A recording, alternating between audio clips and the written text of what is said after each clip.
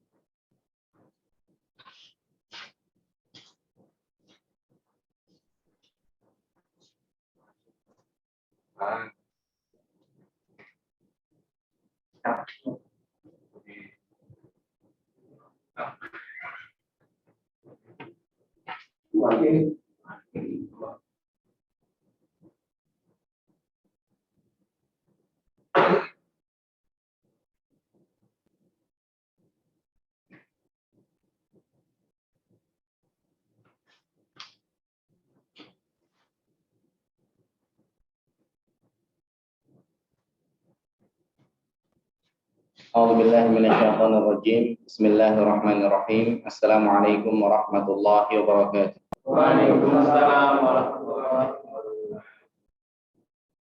Innal hamdalillah nahmaduhu wa nasta'inuhu wa nastaghfiruh wa na'udzu billahi min shururi anfusina wa min sayyiati a'malina. Man yahdihillahu fala mudilla lahu wa man yudlilhu fala hadiya lahu. Wa asyhadu an la ilaha illallah wahdahu la syarika lah wa asyhadu anna Muhammadan abduhu wa rasuluhu la nabiyya ba'dah. Allahumma salli ala Muhammad wa ala alihi wa ashabihi wa man tabi'ahum bi ihsanin ila yaumiddin. Para jemaah yang dimuliakan oleh Allah Subhanahu wa taala, pada kesempatan siang hari ini, hari Senin tanggal 30 Safar tahun 1444 Hijriah atau 26 September 2022. Yang pertama, alhamdulillah, kita bersyukur kepada Allah Subhanahu wa taala. Pada kesempatan hari ini kita diberikan kesempatan oleh Allah Subhanahu wa taala untuk berkumpul kembali di majelis yang mulia ini. Mudah-mudahan Allah Subhanahu wa taala senantiasa melimpahkan keberkahan kepada kita semuanya. Salawat dan salam semoga tercurah kepada Nabi kita yang mulia, Nabi Muhammad sallallahu alaihi wasallam, beserta para keluarganya, sahabatnya, dan orang-orang yang senantiasa mengikuti beliau dengan baik sampai dengan hari kiamat. Para jamaah yang dimuliakan oleh Allah, pada kesempatan kali ini kita akan mengkaji satu permasalahan yang tidak kalah penting dalam kehidupan kita sehari-hari demi merealisasikan sabda Nabi sallallahu alaihi wasallam, talabul ilmi fardhatun ala kulli muslim. Belajar agama adalah kewajiban bagi setiap orang Islam, termasuk perkara yang akan kita bahas pada kesempatan kali ini insyaallah. Kita akan membahas yaitu tentang pedoman lengkap 3 sujud. Ada sujud sahwi, ada sujud tilawah, dan ada sujud syukur. Ini kita merujuk kepada tulisan kecil, tulisan sederhana. Judul aslinya adalah risalah fi ahkami sujudis sahwi wa tilawati wa syukri. Yaitu ada risalah, ada tulisan tentang sujud sahwi, sujud tilawah, dan sujud syukur. Ini ditulis oleh Syekh Abdul Razak Asy-Syawi hafizahullah ta'ala. Kita akan mengkaji tulisan beliau hafizahullah, dan kita akan baca sama-sama. Kemudian ketika nanti ada perlu penjelasan lebih, kita akan jelaskan. Barangkali ini masalah sederhana, familiar di kita tentang sujud sahwi. Kemudian juga ada sujud tilawah, ada sujud syukur. Akan tetapi sebagai amanah ilmiah, kita sebagai orang Islam harus memahami permasalahannya secara detail, sehingga lebih mantap lagi dalam mengamalkannya. Maka kita memohon kepada Allah Subhanahu wa taala, mudah-mudahan Allah Subhanahu wa taala memberikan kemudahan kepada kita semua dalam mengkaji buku ini, tulisan sederhana ini sampai selesai. Kita perhatikan para jamaah yang dimuliakan oleh Allah dari halaman yang pertama, halaman 1.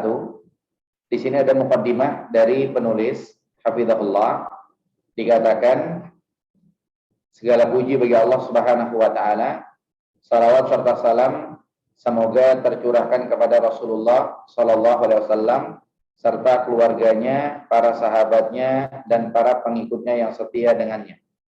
Kemudian penulis hafizahullah menyampaikan bahwa risalah ringkas ini membahas hukum-hukum sujud sahwi, kemudian ada nanti sujud tilawah dan sujud syukur yang biasa kita lakukan dalam kehidupan sehari-hari. Sehingga sudah sepantasnya kita mengenal lebih dalam hukum sujud-sujud ini. Kemudian disampaikan para ulama, para masyayikh, para penuntut ilmu, mereka telah menyusun buku yang membahas seputar masalah ini.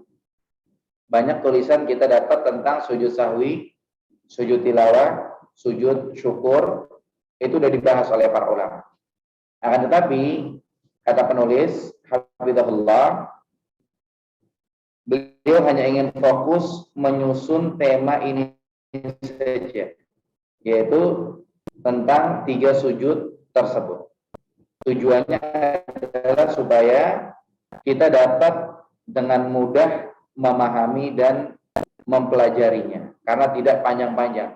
Sebab biasanya pembahasan sujud sahwi, sujud tilawah,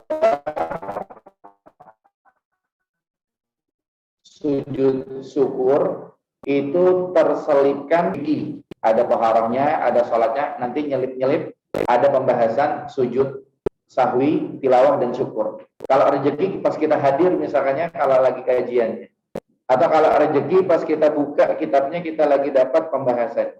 Tapi kalau nggak rezeki, ya kita mesti nyari-nyari dulu gitu. Oleh karenanya dalam rangka memudahkan, risalah ringkas ini hanya berkaitan dengan 3 pembahasan tersebut saja.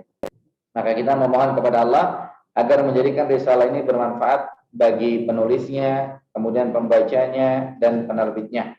Hanya kepada Allah yang maha memberi taufik. Ini sebagai pendahuluan dari penulis hafizahullah.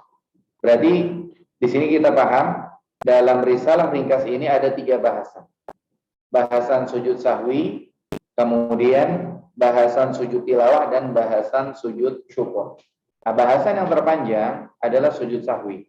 Tapi tidak masalah, kita ikuti penjelasannya sedikit demi sedikit sesuai yang disampaikan oleh penulis hafizahullah. Yang pertama adalah bahasan tentang sujud sahwi. Terkait bahasan ini ada beberapa yang dibahas. Yang pertama, hukum-hukum sujud sahwi. Kemudian yang kedua nanti akan dibahas apa saja penyebab sujud sahwi. Kemudian yang ketiga akan dibahas kapan seseorang disyariatkan sujud sahwi setelah salam. Kemudian apa yang diucapkan seseorang ketika dia sujud sahwi. Baru nanti setelah itu masuk pembahasan sujud tilawah dan sujud syukur. Sekarang kita lihat di halaman 3. Pembahasan tentang hukum-hukum sujud sahwi.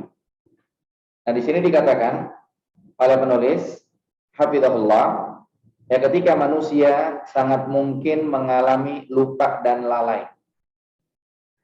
Ini dalilnya Nabi SAW mengatakan kullu bani Adam khata'. Setiap anak Adam mesti banyak salahnya. Ini masuk lupa dan lalai. Wa khairul khata'ina tawwabun. Dan setiap orang yang banyak salahnya, yang terbaik adalah yang banyak tobatnya, yang banyak istighfarnya.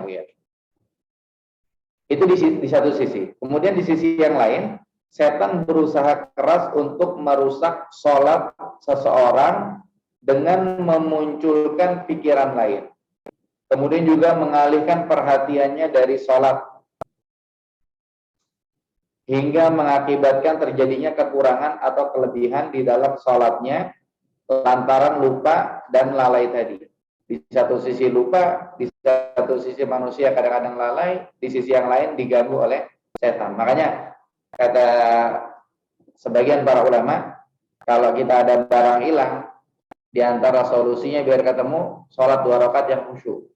Nanti ketika sholat datang setan ngasih gambaran-gambaran, kita ingat, oh ya ternyata tadi barangnya ada di sini, dan di sini. Sebagian ulama mengatakan demikian kita. Dan itu terbukti.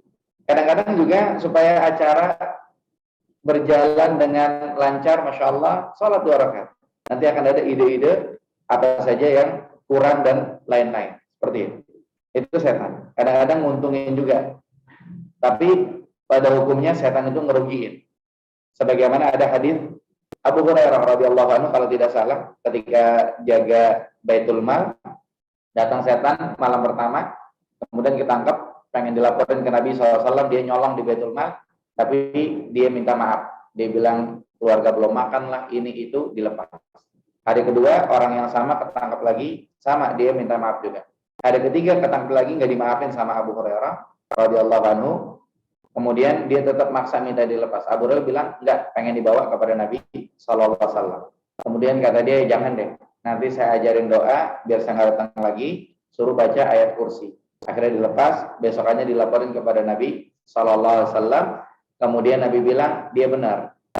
Hukum asalnya dia pendusta. Dia benar, hukum asalnya dia pendusta. Artinya, ya betul dia ngajarin ayat kursi, besokannya nggak datang-datang lagi, seperti itu.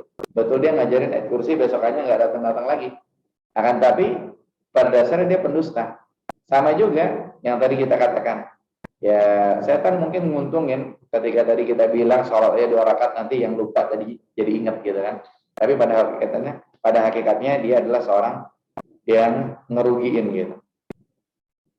Nah, kemudian lanjutannya, maka dari itu Allah mensyariatkan bagi orang yang sholat untuk bersujud di akhir sholatnya sebagai tebusan atas kelupaan tersebut. Ini yang dikatakan sujud sahwi.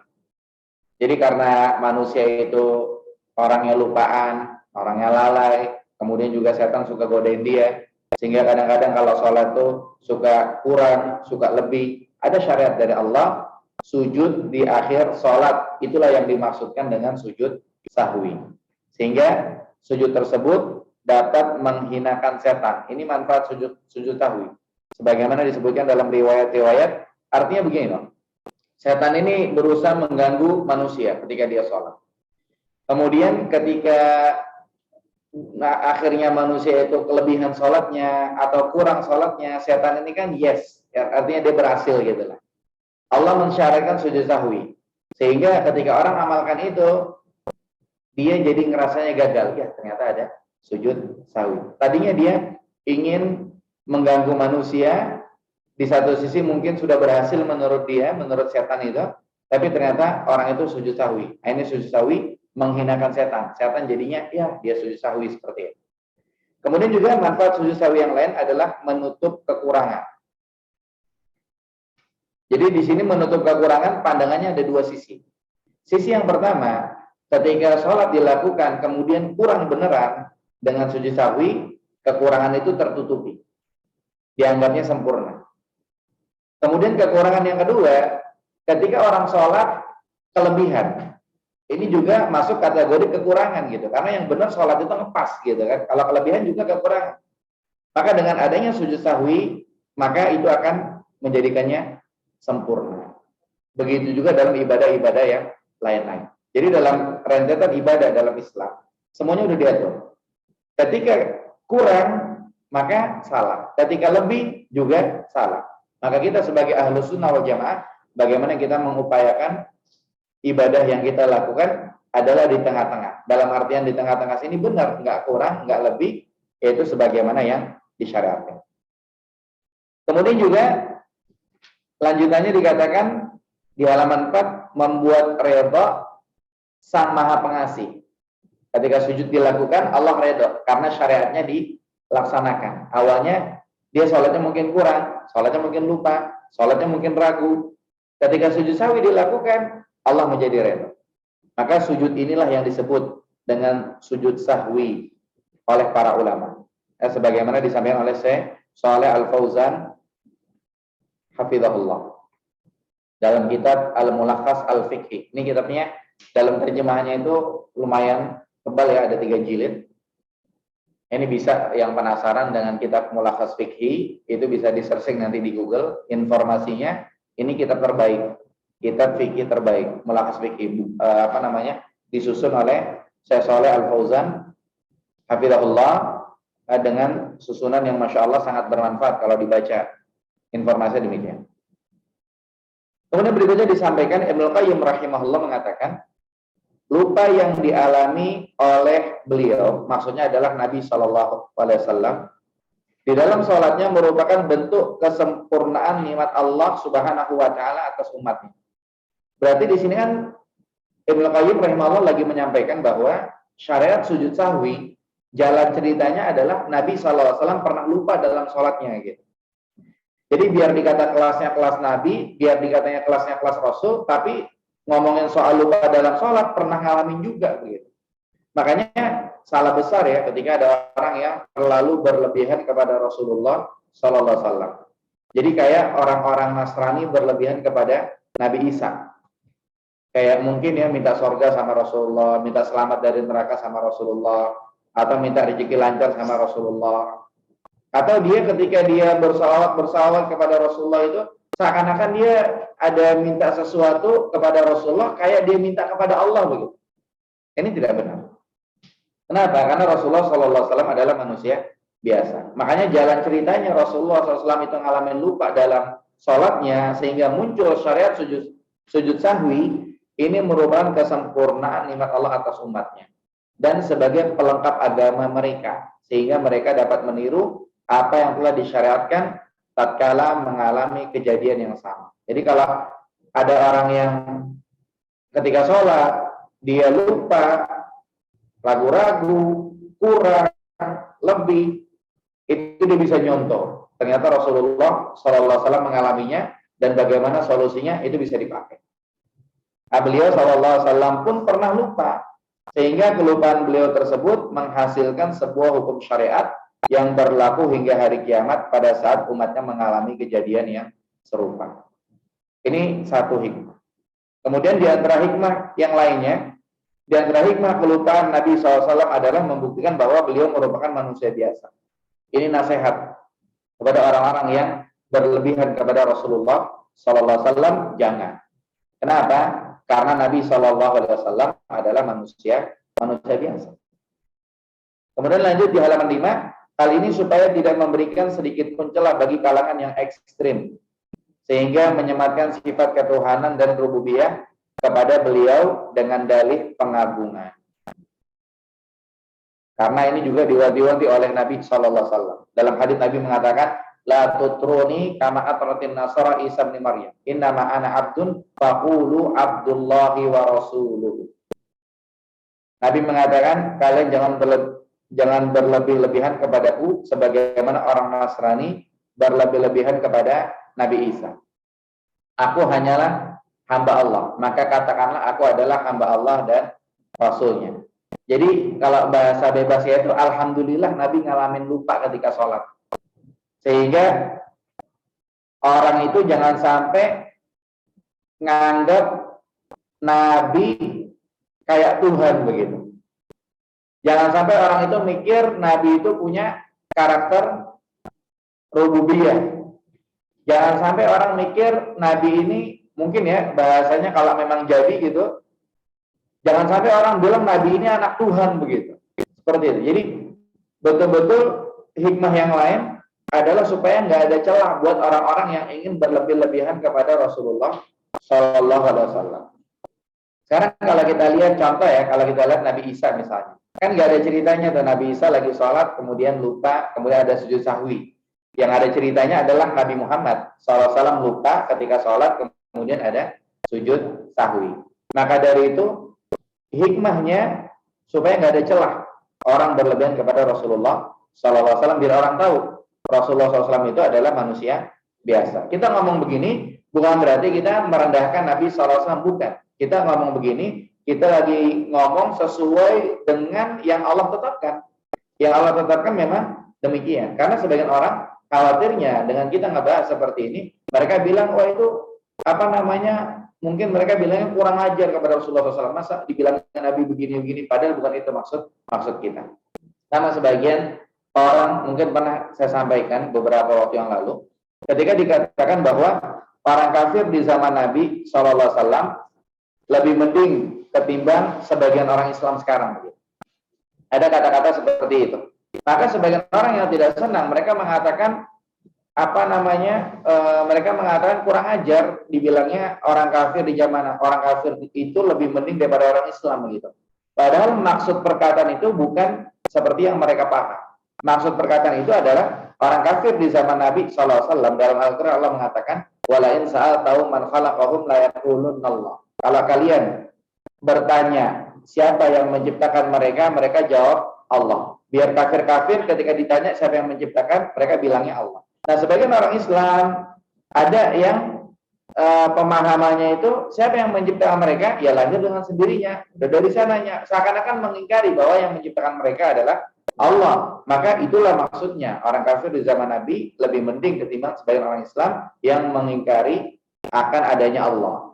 Cuman mereka gagal paham, mereka nggak terima. Kenapa? Karena mungkin mereka tidak senang dengan dakwah Islam. Sehingga bahasa mereka langsung seperti itu. Nah, terkait yang disampaikan tadi, Nabi tidak memiliki karakter ketuhanan. Karakter ketuhanan itu adalah karakter uluhiyah. Karena berikutnya adalah karakter rububiyah dikatakannya begitu.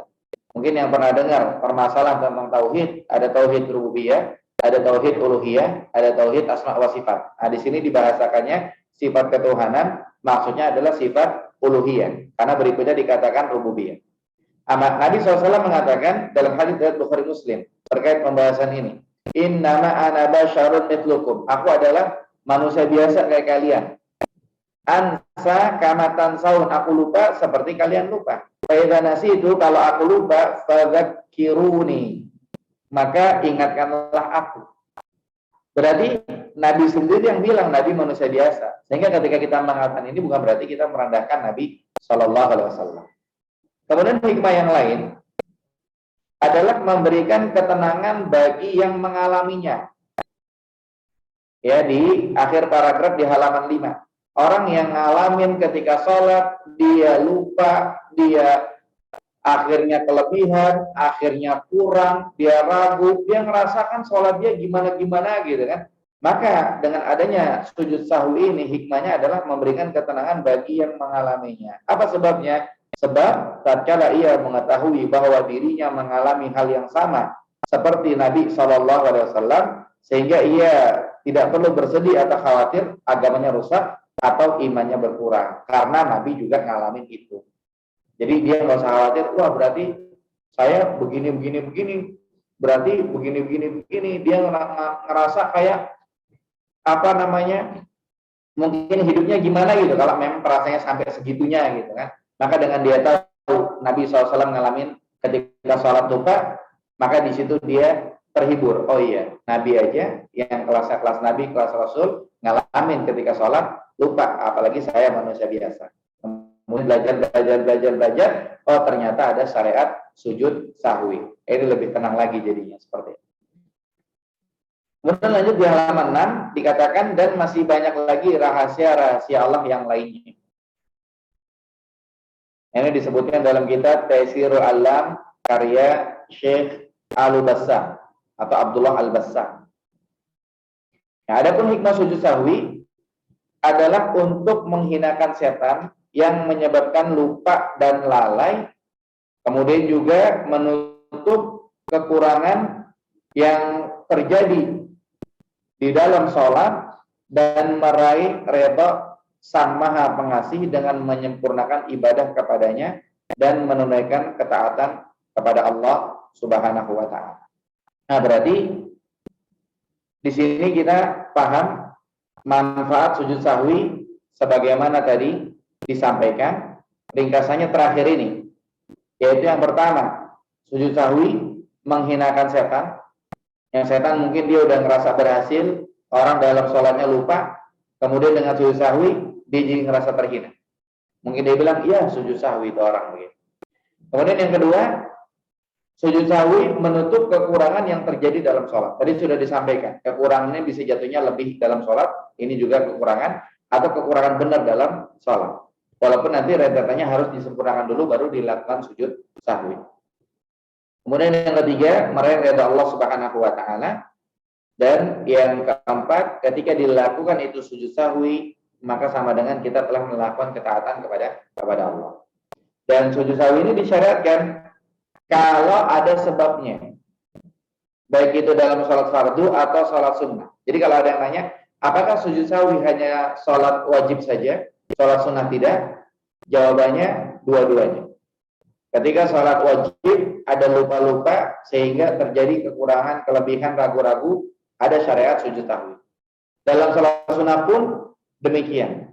Ketika lagi sholat sunnah ada lupa-lupa, maka lakukan sujud sahwi. Tapi sujud sahwi ini dilakukan karena ada sebab.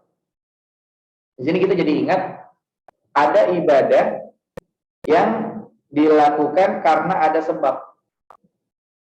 Jadi nggak bisa ya kita sujud sahwi suka-suka gitu kan. Misalnya contoh ada orang lagi duduk gitu kan, jam istirahat kantor, mungkin duduk dia di tempat sholat, tahu-tahu dia sujud 2 kali begitu. Ditanya yang pertamanya, sujud apa? Sujud sahwi gitu kan. Ini nggak bisa, karena sujud sahwi itu ada sebabnya. Jadi ketika syariat mengatur ada ibadah-ibadah yang ada sebabnya, maka lakukan. Tapi kalau tidak ada, maka jangan diatur-atur. Oke. Di antaranya adalah permasalahan sujud sahwi. Nah, pertanyaannya, apa saja penyebab sujud sahwi? Maka dikatakan, ya sujud sahwi di sini disebutkan wahai saudara dan saudariku, semoga Allah memberkahi dan memberikan kita petunjuk untuk melakukan kebaikan. Di halaman 7 dikatakan, ketahuilah bahwasanya sujud sahwi di dalam sholat mempunyai beberapa sebab yang secara umum ada 3. Adanya kelebihan, kekurangan, dan keraguan-raguan. Berarti sujud sahwi kalau nggak kurang, lebih, ragu-ragu. Kalau ragu-ragu, jatuhnya ada 2. Kalau nggak kurang, lebih juga begitu. Nah, di sini contoh kelebihan. Ada seseorang yang menambah jumlah ruku, sujud, berdiri, atau duduk. Ya misalnya dia menambah jumlah ruku, mungkin dia udah ruku lagi. Menambah jumlah sujud, mungkin sujudnya sampai 3 kali. Atau menambah jumlah berdiri rakaatnya sampai 5 kali, 5 rakaat.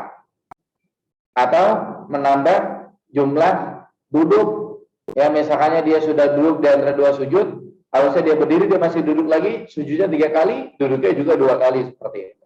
Ini kelebihan. Atau contoh kekurangan, seseorang yang mengurangi rukun atau salah satu hal-hal yang diwajibkan dalam sholat. Yang mengurangi rukun sholat. Rukun sholat kan misalkannya sujud. Nah, ketika dia rakaat pertama, dia sudah takbiratul ihram, baca Fatihah, baca surat, kemudian dia ruku, i'tidal, dia sujud, langsung berdiri. Ini kekurangan.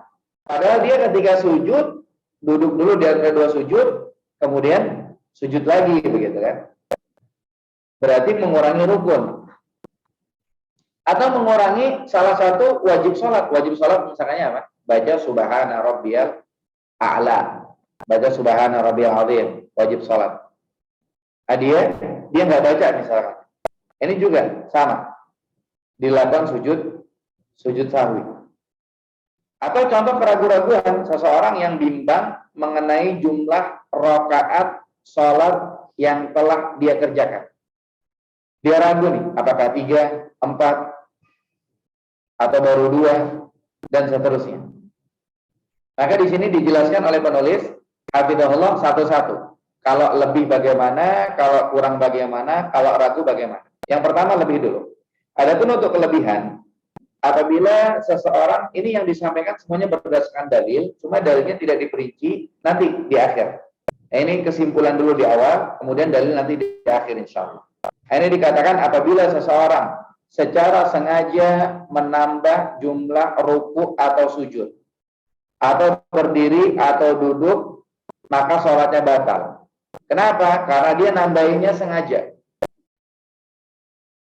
Misalnya sholat subuh, dia sengajain 3 rakaat, sengajain 4 rakaat, jelas batal. Karena ia telah menambah dan memasukkan sesuatu di dalam sholat yang tidak sesuai dengan yang diperintahkan oleh Allah dan Rasul-Nya. Dan dalam segala ibadah sama. Semua ibadah yang ditambah-tambah, ini statusnya batal. Nggak dianggap ibadah, nggak ada pahalanya.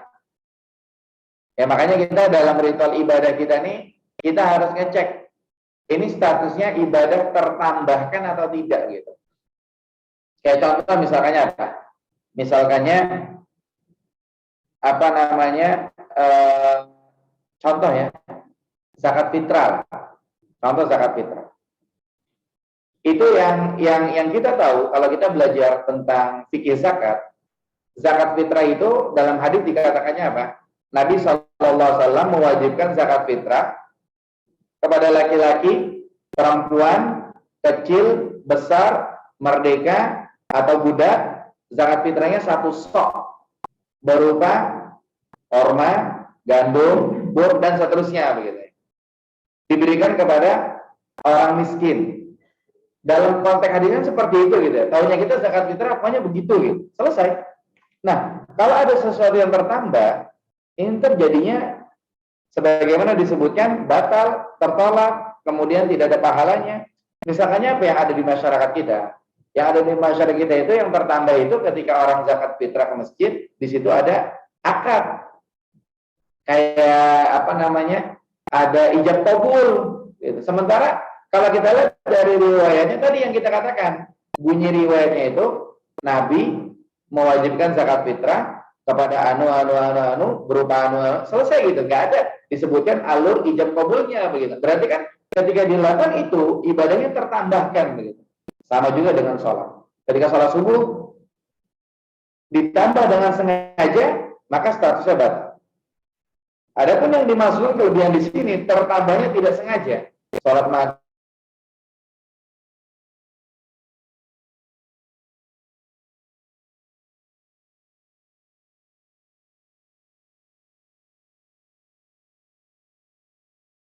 Nabi SAW mengatakan, man amila amalan, barang siapa yang melakukan amalan.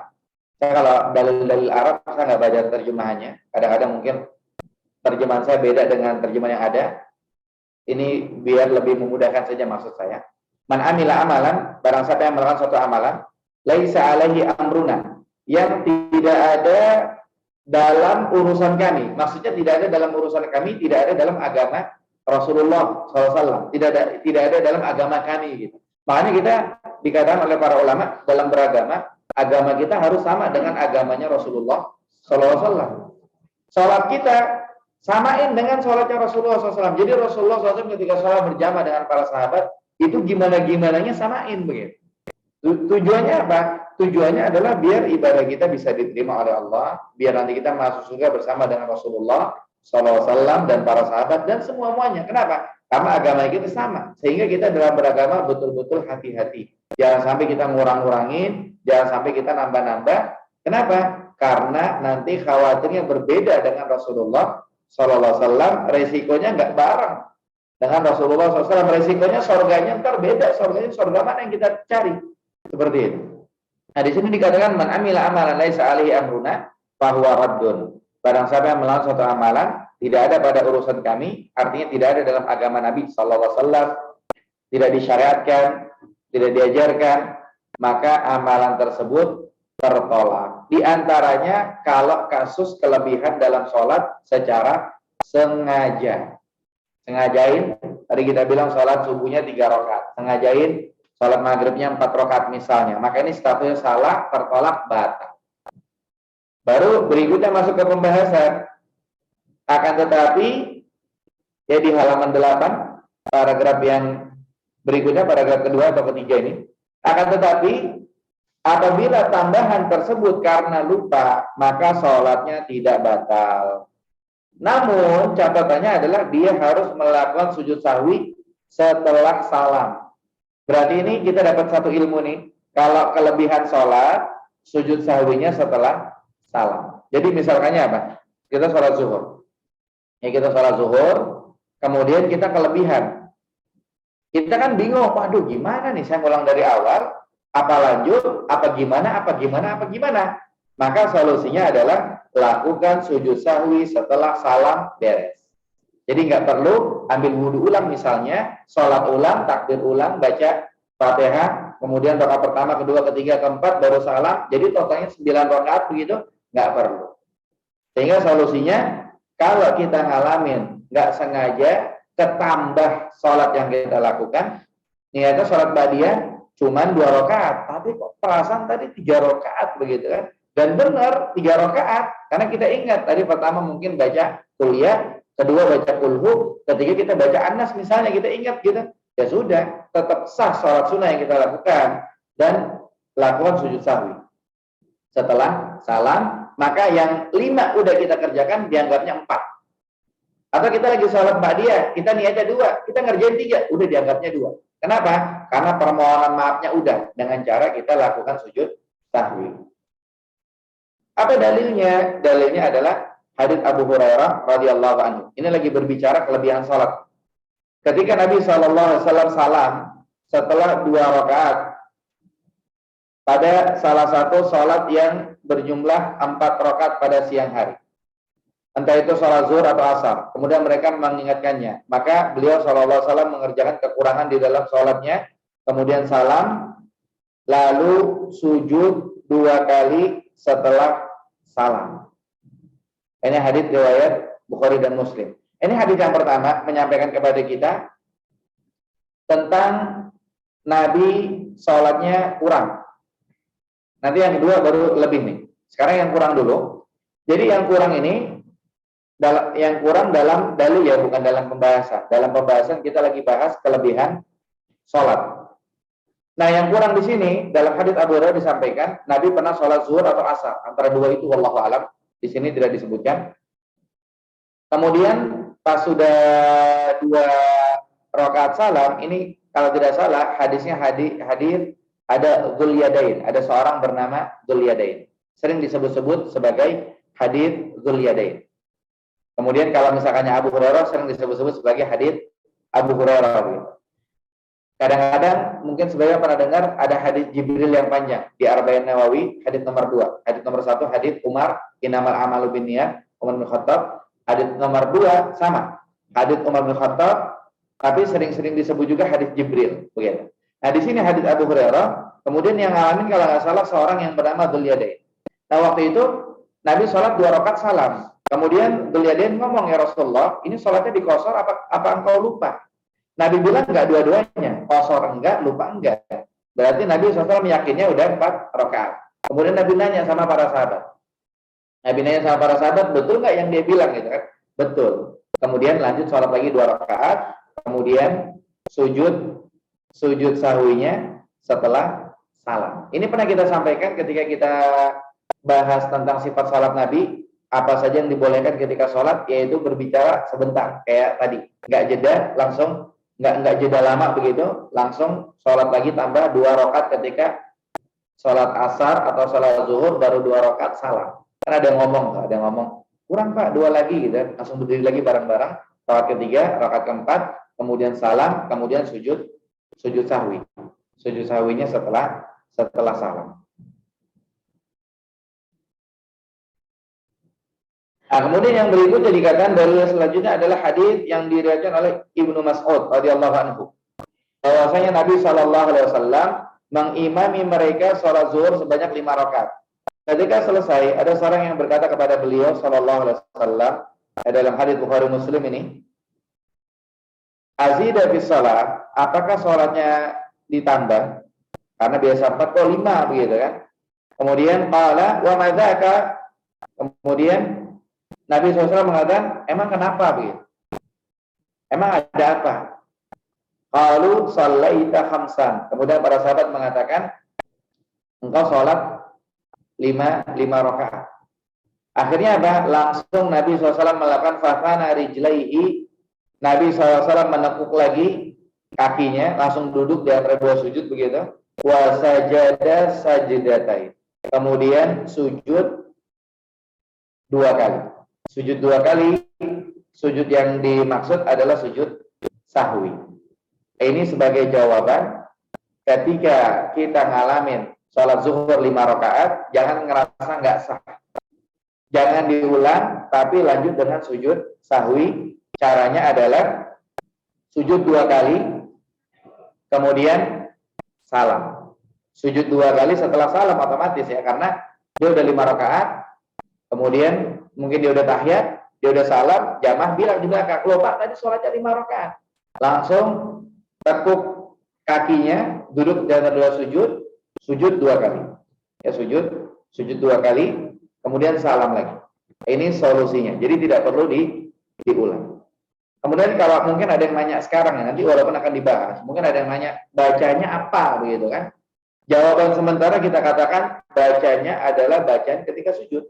Ketika sujud bacanya apa? Subhana rabbiyal a'la. Itu yang dibaca dalam sujud sahwi. Jadi kalau misalkannya salat 5 rakaat, salat zuhur, kemudian salam, ada yang negor, maka lakukan sujud 2 kali, baca subhana rabbiyal a'la 3 kali, duduk dan rendah sujud lagi, baca lagi, nggak pakai tahiyat lagi, akan tetapi langsung salam kanan dan kiri, baru lanjut dengan zikir setelah salam. Itu kalau misalkannya ada kelebihan. Ya, kelebihannya tadi mungkin dia berupa ruku, sujud, berdiri atau duduk, kayak contoh kelebihan 5 rakaat. Kemudian yang berikutnya, kalau kelebihannya dalam gerakan. Berarti kalau ini yang pertama, dia kelebihan 5 rakaat, otomatis rukunya lebih, sujudnya lebih, kemudian juga duduk di antara 2 sujud lebih, ya semuanya lebih lah, satu paket dalam 1 rakaat begitu ya. Nah, kemudian yang berikutnya, kalau kelebihannya dalam gerakan, apabila masih berada di dalam kategori gerakan sholat, seseorang yang di sini disebutkan contohnya adalah seseorang yang berdiri padahal seharusnya duduk. Jadi halaman 9 paragraf yang terakhir kita lihat lagi, apabila masih berada di dalam kategori gerakan sholat seperti seseorang yang berdiri padahal seharusnya duduk, atau duduk yang seharusnya berdiri. Di sini yang pertama, berdiri padahal seharusnya duduk. Misalkannya ketika rakaat kedua, ketika rakaat pertama, dia baru sujud sekali, tapi dia udah berdiri, seharusnya dia duduk untuk duduk di antara 2 sujud. Atau duduk yang seharusnya berdiri. Atau duduk yang seharusnya berdiri.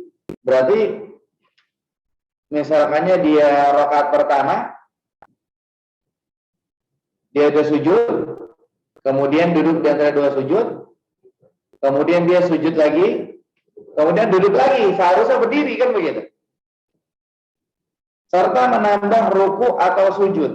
Ya, menambah ruku atau sujud, ya, tadilah orang udah ruku, dia ruku lagi, atau udah sujud, dia sujud lagi. Nah, dikatakan apabila semua itu dilakukan karena lupa, maka ia harus melakukan sujud sahwi. Ingat, karena lupa, kalau karena sengaja batal sholatnya.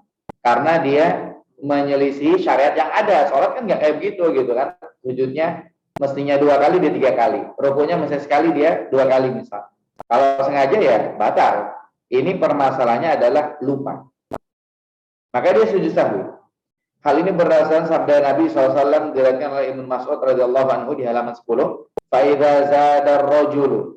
Kalau misalkannya seseorang itu dia nambah au naqasa fi sholati atau dia kurang dalam sholatnya. Sholatnya tertambah atau kurang karena lupa, otomatis fal yasjud sajadatain. Maka dia harus sujud 2 kali. Dia sujud sahwi. Berarti kalau dia kurang lebih, lakukan sujud sahwi. Apa sebabnya? Sebab kelebihan di dalam sholat merupakan bentuk pengurangan kesempurnaan sholat secara maknawi. Ini tadi kita sudah sampaikan. Jadi ketika lebih itu juga sama namanya kekurangan, tapi secara maknawi. Walaupun secara hakikatnya dia lebih, tapi secara maknawi dia kekurangan. Maka dari itu disyaratkan sujud sahwi untuk menutup kekurangan yang terjadi tersebut. Ini sebagai pendukung keterangan yang tadi. Sujudnya setelah salam. Kalau terjadi kelebihan, sujudnya setelah salam. Begitu juga apabila seseorang menambah 1 rakaat karena lupa dan tidak sadar, kecuali setelah selesai sholat, maka ia harus bersujud sahwi. Sama. Ini setelah salam. Karena yang sedang dibahas adalah kelebihan yang tadi disebutkan dalam dalil Nabi sholat, dalam hadits Ibnu Mas'ud, Nabi sholat 5 rakaat, kemudian Nabi sujud sahwi setelah salam. Kemudian lanjutannya, adapun apabila ia menyadarinya saat mengerjakan rakaat tambahan tersebut, maka hendaknya segera duduk. Berarti kalau dia sadar, segera duduk. Kalau makmum biasa bilang subhanallah begitu. Lalu bertasyahud jika belum bertasyahud. Berarti di sini dia lagi bahas rakaat kedua. Kalau lanjutannya lalu dia sujud kalau belum sujud gitu. Kalau rakaatnya rakaat pertama begitu kan. Karena rakaat pertama itu kan orang sujud, duduk dan udah sujud, dia langsung berdiri. Maka dia turun lagi untuk sujud kalau belum sujud. Tapi di sini dibahasakannya tasyahud mungkin karena lagi rakaat kedua. Kemudian dia melakukan sujud sahwi dan dilanjutkan dengan salam. Berarti ini lagi rakaat terakhir. Ya, adapun apabila ia menyadarinya saat mengerjakan rakaat tambahan tersebut, maka hendaknya segera duduk. Berarti ini lagi rakaat terakhir. Anggap aja rakaat terakhir rakaat sholat zuhur. Nah, ketika dia belum tahiyat, maka dia tahiyat. Kalau di sini kan tasyahud bahasanya. Ketika belum tasyahud, maka tasyahud. Kemudian melakukan sujud sahwi dan dilanjutkan dengan salam. Berarti di sini sebelum. Berarti di sini sebelum. Sebetulnya begini. Mungkin sebagian kita bingung ya. Sebetulnya sujud sahwi itu sebelum atau sesudah salam. Nah, sebagian ulama membahas kalau terjadi kelebihan, maka sujud sahwi lakukan setelah salam. Kenapa? Karena kalau sebelum salam dilakukan sujud sahwi, yang pertama dia udah lebih, kemudian yang kedua tambah sujud sahwi lagi, tambah lebih lagi begitu. Jadi kalau misalkan ada kelebihan, beresin dulu. Beresin dulu sujud sahwinya, kemudian nanti baru ditutup dengan beresin dulu sholatnya, baru ditutup dengan sujud sahwi. Begitu. Tapi kalau kekurangan, maka sujud sahwinya sebelum salam. Kalau kekurangan, sujud sahwinya sebelum salam. Gambarnya begini. Contoh kelebihan. Misalnya ada orang sholat 5 rakaat, kelebihan. Dia kan udah salam. Orang ada nanya, orang ada nanya, sholatnya 5 rakaat begitu kan? Dia langsung otomatis sujud sahwi. Berarti otomatis sujud sahwinya setelah salam. Nah, tapi kalau kekurangan, misalkannya apa?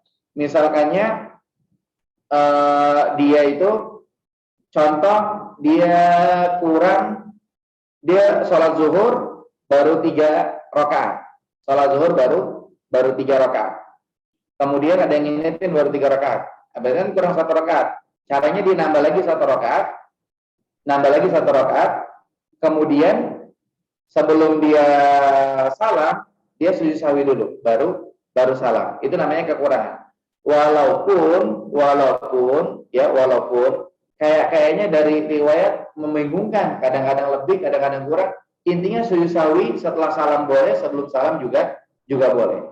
Hanya saja yang kita bahas di sini, kita bahas secara riwayat. Dalam artian apa? Dalam artian kalau memang dilakukan sebagaimana riwayat yang ada, tidak masalah.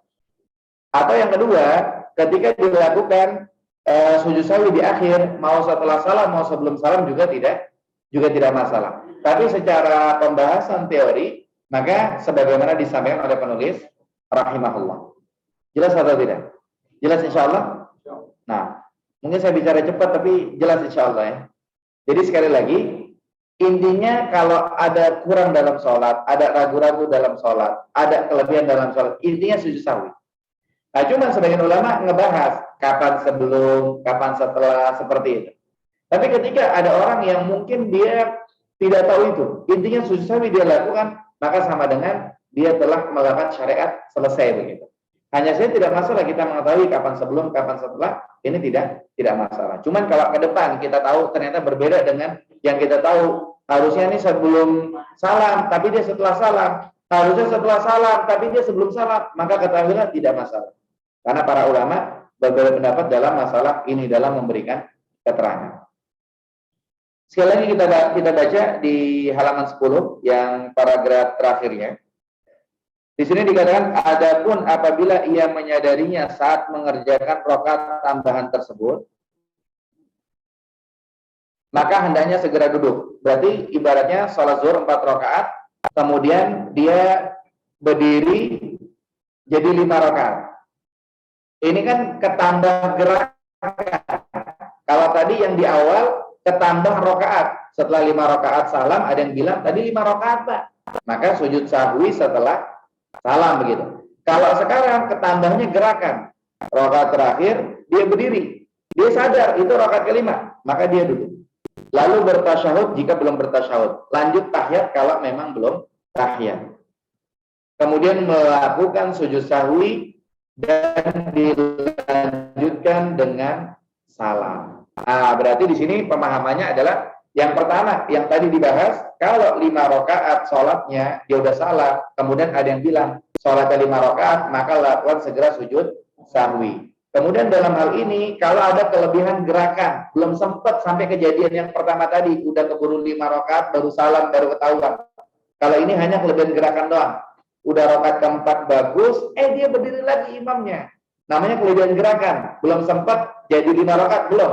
Cuman kelebihan gerakan doang. Maka solusinya dia duduk. Solusinya dia duduk. Gambarannya beberapa waktu yang lalu, bulan kemarin, ketika kajian kita, Pak Ari yang imam. Kemudian di rakaat terakhir tuh, mungkin sebagian ingat ya, di rakaat terakhir Pak Ari berdiri, ya kan? Kemudian baca subhanallah, para makmum, Pak Ari duduk lagi. Nah, kondisi yang seperti itulah, kalau misalkannya Pak Ari melakukan sujud sahwi sebelum salam, maka itulah yang dimaksud dalam pembahasannya. Cuman kalau Allah menakdirkan misalkannya Pak Ari sholat sujud sahwinya setelah salam, ya sudah nggak masalah. Walaupun arahan di sini sujud sahwinya sebelum salam. Tapi kalau ternyata sujud sahwi, ya nggak masalah juga. Sujud sahwi hukumnya adalah sunnah. Jelas insya Allah ya. Cuman ketika orang itu mengetahui, itu menjadi nilai lebih buat kita gitu, buat yang bersangkutan. Berarti di sini kita paham 2. Yang pertama tadi dikatakan sholatnya 5 rakaat, maka sujud sahwi setelah salam. Yang kedua, kelebihan gerakan, belum sempat sampai 5 rakaat belum. Udah bagus sholat zuhurnya 4 rakaat, cuman ini nggak tahu imamnya berdiri lagi, mungkin lupa beliau misalnya begitu kan. Nah, tinggal kondisinya berdiri laginya ini udah tahiyat apa belum tahiyat gitu. Kalau berdiri laginya belum tahiyat, maka duduk tahiyat. Kalau berdiri laginya udah tahiyat, maka duduk ya salam. Cuman arahannya sebelum salam lakukan sujud sahwi 2 kali. Seperti itu. Sujud sahwi 2 kali maksudnya sujud 2 kali. Sujud 2 kali. Sementara tadi kita katakan doanya adalah subhana rabbiyal a'la. Dalam riwayat lain dikatakan wa bihamdi. Subhana rabbiyal a'la juga tidak masalah. Berarti dua tuh ya. Kemudian lanjut. Apabila ia sebagai imam, berarti yang tadi ini kita dibahasnya ini sebagai sholat sendiri begitu. Cuma dari tadi kita ngomongnya imam, tapi nggak masalah insya Allah. Tapi kita lihat yang berikut. Apabila ia sebagai imam, maka makmum yang mengetahui kelebihan tersebut harus mengingatkannya. Bagi kaum laki-laki, maka cara mengingatkannya dengan mengucapkan tasbih subhanallah. Seperti yang kita lakukan beberapa waktu yang lalu. Di sini kejadian. Sementara yang perempuan menepuk tangan. Nah, menepuk tangan di sini perhatikan. Dalam bahasa fikihnya itu tasbih. Tasbih yang dimaksud bukan begini, tepuk tangannya. Kalau begini kan nyaring banget gitu kan. Nah, yang pertama, sebagian ulama mengatakan begini. Intinya apa namanya? Bukan begini. Kalau begini kan nyaring benar gitu ya. Enggak. Tapi antara dua, antara begini atau begini. Seperti itu. Kalau begini enggak, ini tepuk tangan. Enggak boleh gitu. Nyaring banget gitu kan. Nah, makanya di bahasanya tasbih. Mungkin kalau begini di bahasa Arabnya ada lagi gitu ya. Bisa nggak ada? Tapi dalam bahasa fikihnya tasbih. Tasbih itu kalau tidak begini, yaitu begini. Itu saja tasbih. Jadi perempuan nggak bilang subhanallah. Tapi kalau ada yang keceplosan subhanallah gimana? Ya sudah, mau gimana lagi gitu kan? Harus nanti ketika dia belajar fikih, dia paham menemukan jawaban di sana insya Allah.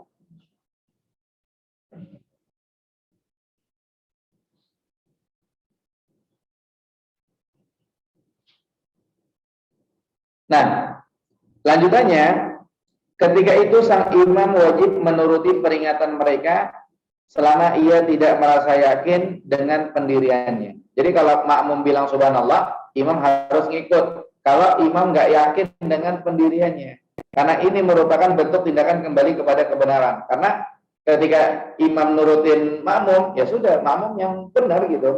Ini tindakan kebenaran gitu. Sedangkan mereka wajib mengingatkannya saat terjadi kekurangan. Tapi ada kejadian sebaliknya. Ada kejadian sebaliknya begini. Ada orang nanya sama saya. Jadi dia sholat di masjid dekat rumah. Kemudian waktu itu kalau nggak salah mungkin sholat zuhur atau asar. Nah, sholat tersebut itu kalau nggak salah katanya 5 rakaat. 5 rakaat. Jadi sebetulnya udah rakaat terakhir. Makmum di belakang udah subhanallah, tapi imam nggak mau, pokoknya ini baru 4 gitu. Padahal imam tuh jelas-jelas salah gitu kan. Terus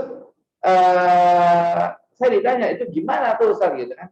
Ya, wallahu alam, yang pertama harusnya imam ngikut makmum kalau memang imamnya ragu, tidak yakin. Cuma di sini permasalahannya imam yakin, cuma yakinnya dia 4 rakaat padahal udah 5 rakaat gitu kan, salah dia gitu. Maka bagaimana? Ya wallahu a'lam, ya sudah nggak ada masalah. Terus makmumnya perlu sujud sahwi atau tidak? Wallahu a'lam, tidak perlu. Kalau imam di sini kan lagi sholat berjamaah, kalau imam tidak sujud sahwi, makmum jangan ngotot sujud sahwi. Kenapa? Islam ini kan lebih mengedepankan persatuan. Nanti kalau misalnya contoh nih, makmumnya dia tidak sujud sahwi, padahal makmumnya salah 5. Cuma makmum ini ya mungkin karena keseniorannya, karena apa dituakan dan lain-lain. Pokoknya 4 tadi nggak 5 gitu. Situ kalau nggak percaya mau sujud sahwi terserah gitu kan. Yang ada jadi ribut gitu kan. Atau mungkin ketika makmum maksa dia sujud sahwi, orang melihatnya kok beda. Alirannya apa, pahamnya apa atau apa gitu. Maka ya sudah, istighfar saja mungkin. Kalau begitu solusinya. Wallahu alam, itu ya yang kita ketahui. Karena di sini bahasanya adalah kalau makmum bilang subhanallah, imam harus ikut kalau dia ragu. Cuman tadi yang kita kasih contoh, yakin cuman salah begitu kan. Wallahu alam, maka lewat sudah. Dianggapnya sah insyaallah, wallahu alam. Kemudian lanjut, sedangkan apabila terjadi tambahan pada bacaan.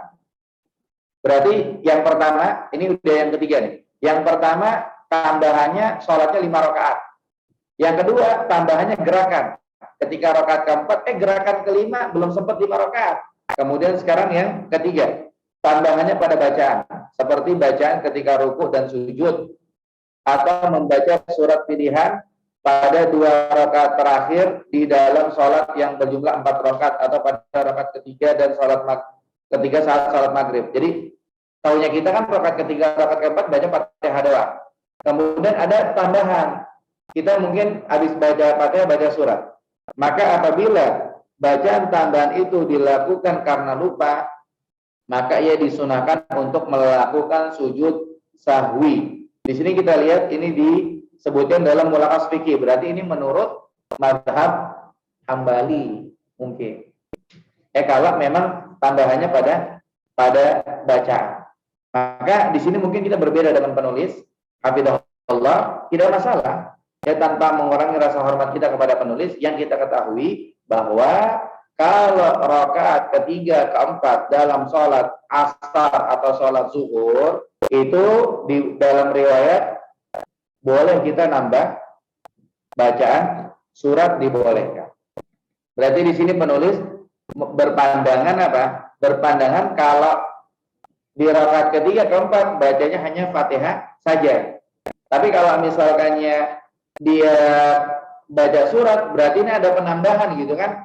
Mungkin dia pahamnya nggak boleh penambahan itu, sehingga otomatis orang yang pahamnya seperti itu dalam sholatnya dia bakal deg-degan. Aduh, rakaat ketiga baca surat kan, padahal cuma Fatihah doang. Atau rakaat keempat, aduh gimana nih? Solusinya sujud sahwi. Ini kalau ngikutin pandangan penulis, hafizahullah.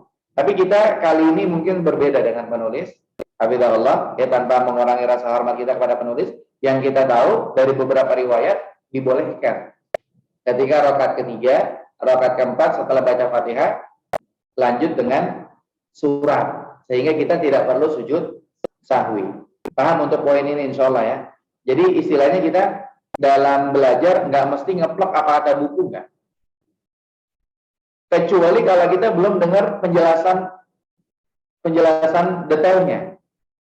Kita mungkin di sini dikatakan oleh penulis kalau ada kelebihan bacaan ketika rakaat ketiga, rakaat keempat mestinya bacanya hanya Fatihah saja, dia baca surat, kemudian dibilangnya sujud sahwi. Kemudian ketika kita ngalamin karena kita belum dengar penjelasan lain-lain, kita sujud sahwi. Maka sah-sah saja kita ngikut. Karena kita taklid dengan penulis. Karena kita tahu penulis sebagai seorang yang alim, kemudian membawakan riwayat. Di sini dibawakan cuplikan dari kitab Mulakhas Fikih karya Syekh Shalih Al-Fauzan, dan kita tahu Syekh Shalih Al-Fauzan beliau adalah seorang alim. Ketika dilakukan karena dasarnya demikian, maka sah-sah saja. Cuma tadi kita udah tahu ada riwayat-riwayat yang lain menjelaskan bahwa ketika rakaat ketiga, keempat boleh ditambah dengan surat sesekali walaupun tidak jadi kebiasaan. Maka kita tidak perlu lakukan sujud sahwi. Itu poin yang ketiga. Berarti untuk kelebihan di sini ada 3 yang disampaikan. Yang pertama, kelebihannya kelebihan rakaat. Dicontohkan sholat zuhurnya 5 rakaat. Maka ketika udah salam, assalamualaikum, lakukan sujud sahwi sebagai penebus kelebihannya. Kemudian yang kedua, kelebihan gerakan. Kelebihan gerakannya ketika sholat zuhur misalkannya 4 rakaat, dia berdiri yang kelima. Maka dia harus duduk. Nah, ketika dia duduk, kalau memang dia belum tahiyat, maka tahiyat dulu. Nanti sebelum salam sujud sahwi dulu. Sujud sahwi dulu dengan 2 kali sujud. Doanya sementara kita baru bilang sama seperti sujud biasa. Kemudian kalau misalkannya dia sudah tahiyat tapi masih berdiri lagi, ya dia duduk. Cuman sebelum salam, karena tadi udah tahiyat, lakukan sujud 2 kali sebagai sujud sahwi. Itu kelebihan gerakan. Nah, yang ketiga ini yang kita kritisi, masalah kelebihan bacaan. Kelebihan bacaan, arahan dari penulis, hafizahullah, kita disuruh sujud sahwi. Padahal, wallahu a'lam, setahu kita tidak perlu. Kalau kelebihan bacaan. Karena mungkin ini pemahaman mazhab ya, atau pemahaman penulis berdasarkan mazhab beliau, ya sah-sah saja. Tapi, dari apa yang kita ketahui, dari riwayat-riwayat yang ada, kalau penambahan bacaan, ini tidak perlu sujud sahwi. Sebagaimana yang dimaksud oleh penulis, hafizahullah. Sehingga kapan waktu kita misalkannya ketika kita ruku subhana rabbiyal azim, mestinya 3 kali, kita nambah jadi 5 kali misalkannya. Namanya kita nggak tahu ya, kita baca subhana rabbil azim, subhana rabbil azim, subhana rabbil azim, Keceplosan kita nambah keempatnya. Gitu namanya kita nggak tahu. Maka kalau secara pemahaman penulis mesti kita sujud sahwi. Kalau secara apa yang disampaikan oleh penulis hafizahullah. Atau ketika rakaat ketiga habis Fatihah kita baca surat, rakaat keempat habis Fatihah kita baca surat. Secara apa yang disampaikan oleh penulis hafizahullah kita mesti sujud sahwi. Tapi wallahu a'lam menurut pendapat yang lebih kuat insyaallah kita tidak perlu lakukan sujud sahwi. Jadi kita fokus sujud sahwi kalau terjadi kelebihan rakaat atau kelebihan gerakan. Adapun kelebihan bacaan maka ini tidak. Ya wallahu a'lam. Berikutnya tentang kekurangan. Tentang kekurangan. Sebelum dilanjut ada pertanyaan tidak? Terkait yang kelebihan dulu.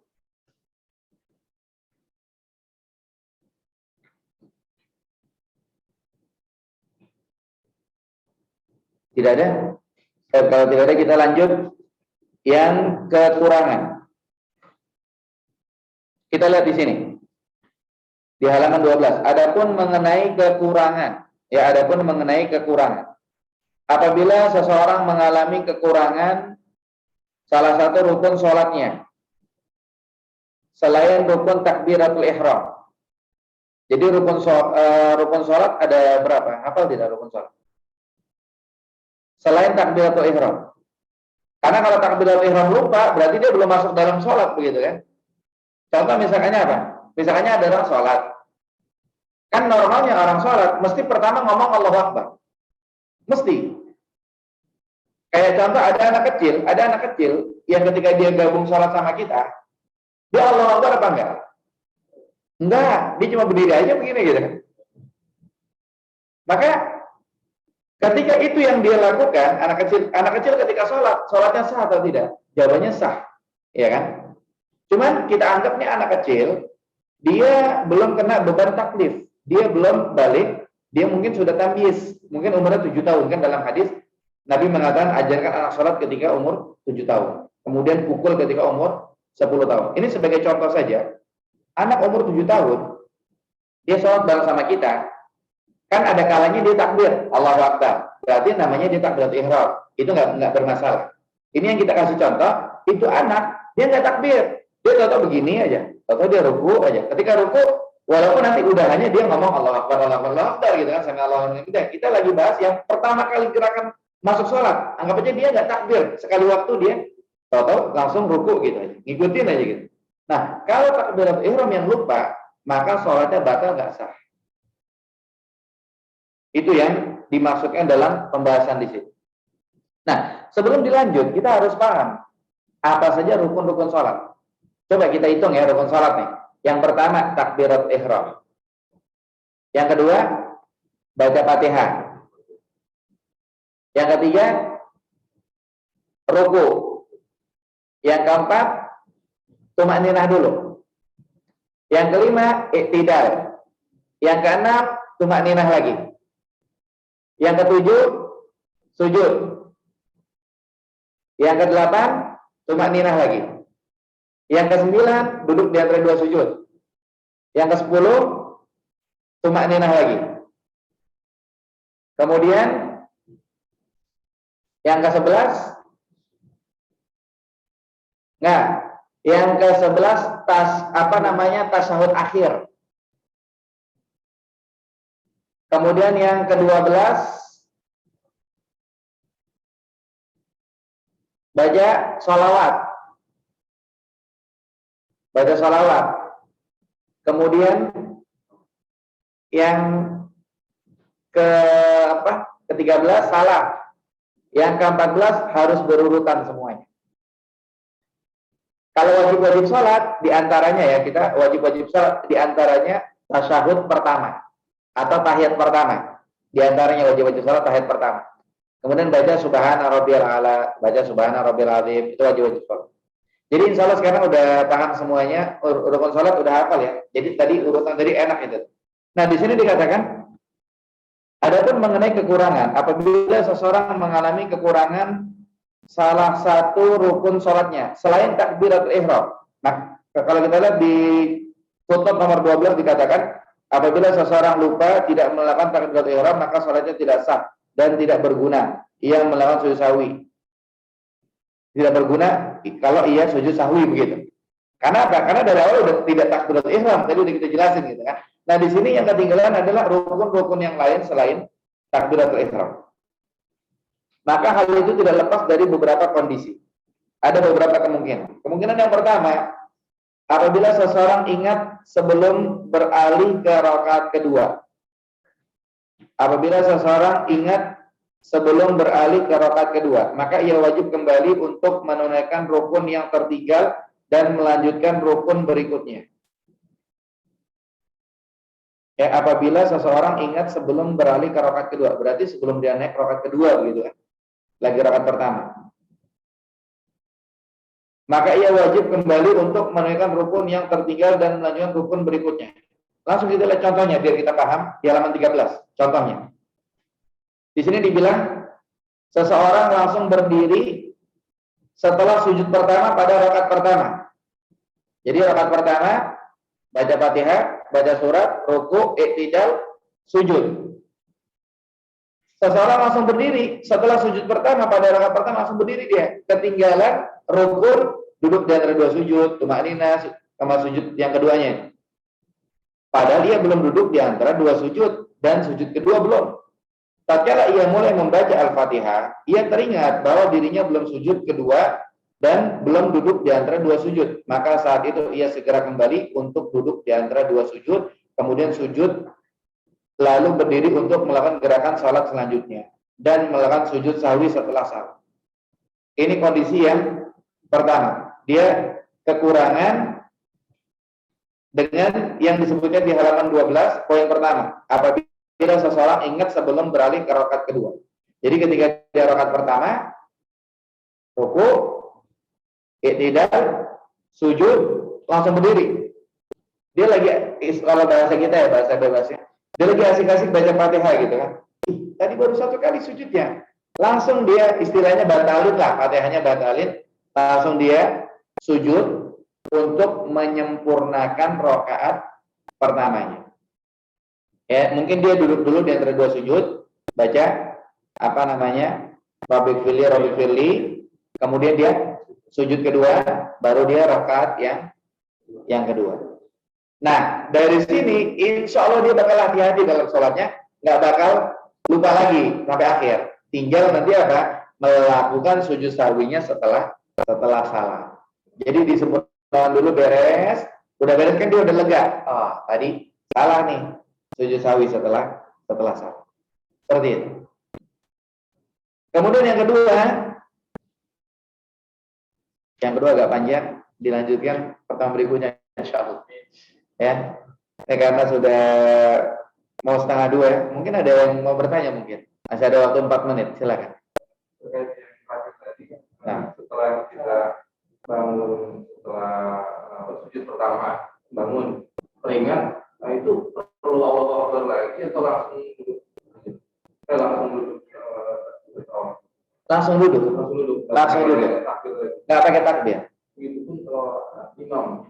Oh enggak, ini lagi bicara sendiri dulu. Karena kita terkontaminasi dengan bahasan di awal. Bahasan di awal tadi itu lagi dibahas suara sendiri, tapi kita nyontohinya sholat berjamaah. Baru ada pembahasan ketika jadi imam begitu kan. Maka bahasan berikutnya kita katakan ini kita lagi sholat sendiri. Jadi kalau kita lagi sholat ba'diyah, contoh lagi sholat ba'diyah, kemudian di rakaat pertama kita takbiratul ihram, baca Fatihah, baca surat, ruku, i'tidal, sujud, kemudian kita langsung berdiri. Padahal habis sujud ada duduk di antara dua sujud, ada sujud lagi. Tapi kita langsung berdiri. Nah, kita kan baca Fatihah. Tadi kita bilang bahasa bebasnya kita lagi asik-asik baca Fatihah, kita ingat, waduh, tadi baru satu kali sujudnya.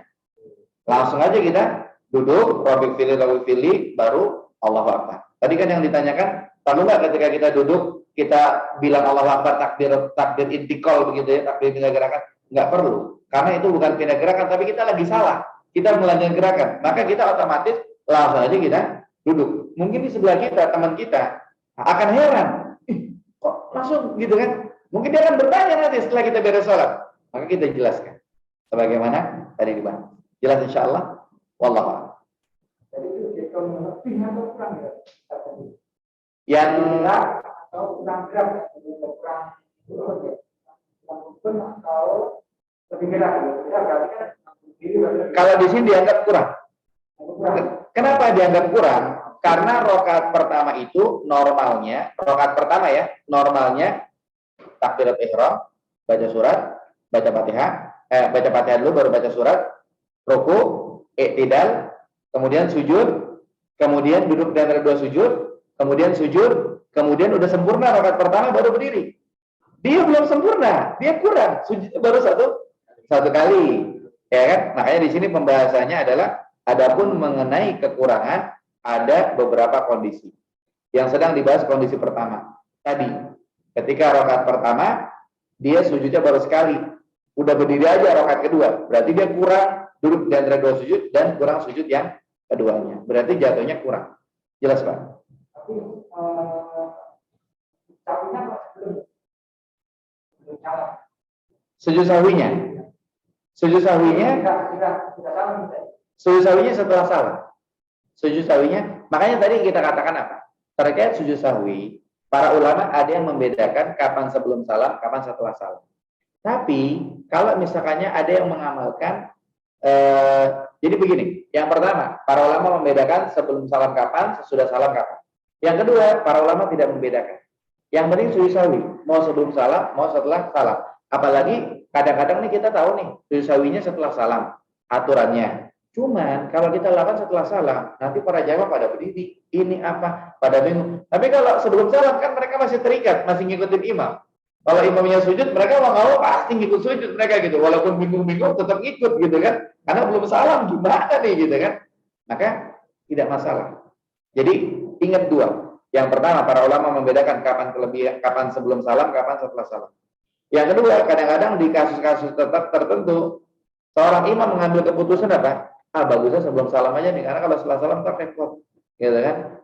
Yang jelas ketika dua-duanya depan, maka kita toleransinya adalah tidak masalah karena ini khilafiyah di kalangan para ulama. Tapi tetap sebagai amanah ilmiah kita tidak masalah mengikuti penjelasan kapan sebelum salam, kapan setelah salam. Mungkin kita bisa praktekkan minimal ketika kita sholat sendiri, sehingga lebih tepat sasarannya. Adapun sholat berjamaah itu lain lagi pembahasannya, karena di situ ngambil maslahat supaya tidak terjadi bubar gitu kan, sehingga lebih terjaga dilakukan sebelum salam. Tapi kalau yang sendiri bisa kita ambil prinsip ini, kita lakukan setelah salam, karena kita sendiri kita tahu gitu kan.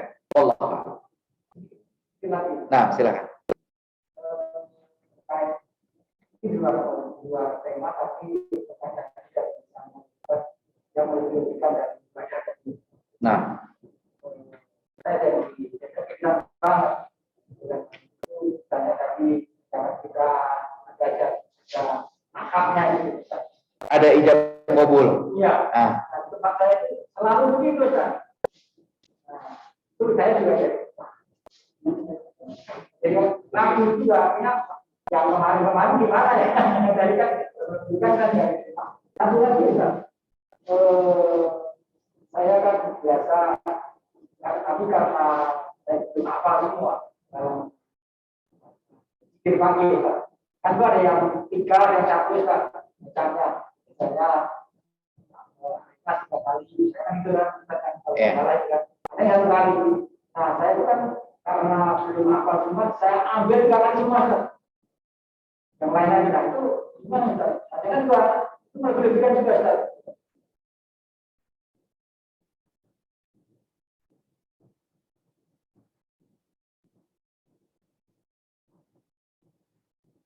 iya, yang pertama tadi disampaikan terkait masalah zakat fitrah itu dari riwayat-riwayat yang ada. Kalau kita pakai ijab kabul maka kelebihan begitu ya.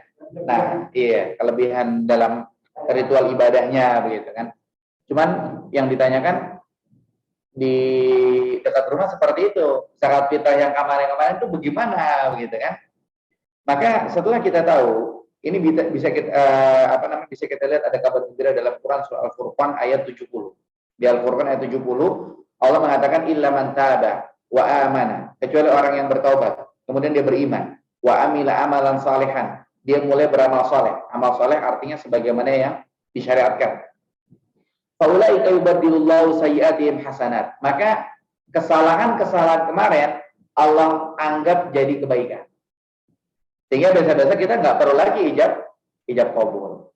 Cuman ya dalam satu kondisi satu dan lain hal, ya misalnya kita datang kemudian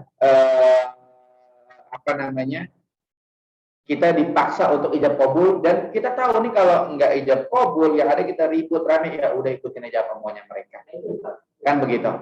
Ya. Cuman kan kita di-print. Jadi kita ikutin apa maunya mereka, bukan kita manut-manut aja kita tahu itu salah, bukan. Kita harus ada usaha. Allah mengatakan fattaqullaha mastata'tum. Bertakwalah kepada Allah semampu kalian. Dalam artian kita punya inisiatif apa nih biar nggak terjadi ijab kabul, lakukan. Gitu. Jadi kita nggak serta merta manut-manut aja itu salah apa mau mereka, nggak serta merta itu saja, enggak. Cuma di sini kita katakan tadi di awal untuk gampangnya buat orang yang memang sulitnya bentuk habis gimana lagi, ya udahlah ijab kabul ya mungkin oke. Cuman kan kita diperintah oleh Allah bertakwa kepada Allah semampu kita. Maka kita gimana nih cara menghindarnya nih? Oh misalnya jam-jam nggak ada penjaganya, contoh jam-jam 9 malam udah pada pulang, ya udahlah kita geletakin beras kita bawa beras kita, tulis nama kita dari Bapak Anu sekeluarga, dah, gitu kan? Nah, cuman tadi yang kita bilang di awal bukan kita ngegampangin, berarti boleh dong ijab kabul, tetap nggak boleh. Cuman kita lagi ngasih solusi untuk mereka yang mungkin terjadi keributan apa gimana gitu kan? Ya sudahlah, nggak apa-apa, gitu kan? Tapi dalam tanda kutip nggak apa-apanya di sini, bukan berarti ngebolehin, tidak. Tetap salah, jelas insya Allah. Wallahu a'lam. Terus tadi yang terakhir masalah zikir. Jadi kita nggak hafal zikir ini sekian kali begitu kan. Terus kita suka jadi dipukul rata 3 kali semua gitu ya. Itu bagaimana? Yang pertama itu hitungannya salah, Pak. Hitungannya salah. Dalilnya apa? Dalilnya adalah Rasulullah SAW pernah ngajarin zikir sebelum tidur kepada salah seorang sahabat. Zikir sebelum tidur itu Allahumma inni aslamtu nafsi ilaik wa fawwadtu amri ilaik wa ja'tu dhahri ilaik. Pernah dengar? La malja wa la manja minka illa ilaik. Amantu bi kitabikal ladzi anzalta wa bi nabiyyikal ladzi arsalta. Nah, sahabat ini ketika nyetor hafalan kepada Nabi, dia bukan baca wa bi nabiyyikal ladzi arsalta. Dia bacanya wa bi rasulika. Sama Nabi dibenerin. Wa bi nabiyyika, bukan wa bi rasulika. Sama Nabi dibenerin. Jadi kalau kita baca zikir, usahakan ngeplok sesuai jumlahnya benar. Itu satu. Kemudian yang kedua yang menarik, pernah saya dengar rekaman kajian ada salah seorang syekh, mungkin kalau pernah dengar namanya Syekh Malik Husain Sya'ban. Hafizahullah. Informasinya beliau salah seorang murid Syekh Albani rahimahullah, ulama terkenal. Itu beliau bilang ketika beliau menyampaikan hadis ini, masalah tadi ada sahabat nyetor salah sama Nabi itu, beliau bilang, saya baca hadis ini saya tulis di kertas nih, kata beliau. Saya tulis di kertas, saya baca. Tahu kenapa? Dalam rangka kehati-hatian saya, jangan sampai salah begitu kan. Artinya apa? Artinya kita, kalau kita mau zikir pagi petang, berhubung kita ragu, belum hafal apa, nggak masalah Pak, kita megang buku, gitu. Kita megang handphone, biar kita lihat berapa kalinya gitu kan. Kemudian, kalau misalnya kita ragu, ya nantilah lihat sambil di jalan dia, nggak masalah. Nanti lama-lama kita sering megang, sering lihat, lama-lama hafal. Yakin. Saya bisa hafal zikir pagi petang. Gara-garanya saya zikir pagi petang, pakai lembaran yang tulisannya Arab semua, hanya satu lembar. Dia bolak-balik di sini sama di sini. Saya hafal urutannya. Cuman saya lama nggak baca ikut urutan itu. Akhirnya saya baca ikut PDF yang disebar-sebarin sama orang. Sekarang hafalan urutan saya ngikutin PDF itu sekarang. Jadi berbagai dan tidak masalah. Berarti ketika kita inisiatif sendiri di pukul rata itu jadi bermasalah. Maka solusinya mendingan kita lihat, lama-lama insya Allah kita hafal. Tapi kalau yang udah lewat-lewat ya sudahlah. Dengan bentuk taubat kita mulai membenah diri, lebih apik lagi kita zikir pagi petangnya. Insya Allah yang kemarin-kemarin dianggap sah berdasarkan Al-Furqan ayat 70 tadi. Jelas insya Allah. Wallahu a'lam. Saya cukup insya Allah, sudah lewat 8 menit, nanti dilanjutkan lagi pada pertemuan berikutnya. Kita bahas di halaman 12 di bagian yang kedua insya Allah. Wallahu a'lam bishawab.